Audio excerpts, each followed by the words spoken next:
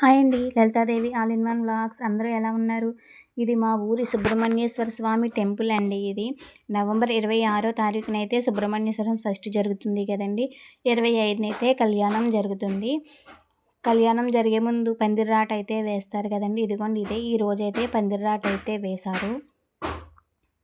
ఇంకా పసుపు దంచే కార్యక్రమం కూడా ఈ రోజేనండి.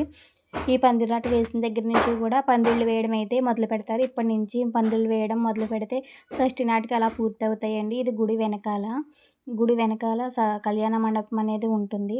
అక్కడైతే పసుపు పోటు వేయడానికి కార్యక్రమం అయితే జరుగుతుంది. ఇదిగోండి ఇక్కడైతే శుభ్రంగా క్లీన్ చేసి ఇలా ముగ్గులు అవి అన్నీ పెట్టి రోడ్లకైతే పసుపు రాసి బొట్లు అవి పెట్టి పూలతో అయితే అలంకరించాము. ఇదిగోండి ఈ ముగ్గులన్నీ కూడా నేనే పెట్టాను. ఎలా ఉన్నాయో చెప్పండి. చాలా బాగుంది కదండి. చాలా కళగా అనిపిస్తుంది.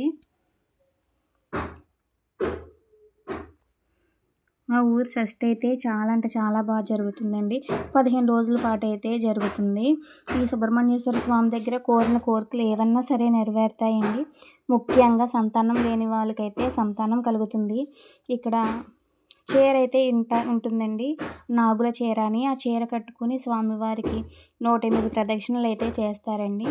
ఇన్ని మంగళవారాలు అని అనుకుంటారు. మంగళవారాలు నాగుల చీర అయితే కట్టుకుని ప్రదక్షిణలు అయితే చేస్తారు. అవి పూర్తయ్యేలోపు కూడా సంతానం కలుగుతుందని ఇక్కడైతే ప్రధాన నమ్మకం అండి. ఛానల్ సబ్స్క్రైబ్ చేసుకోండి, ఒక లైక్ చేయండి.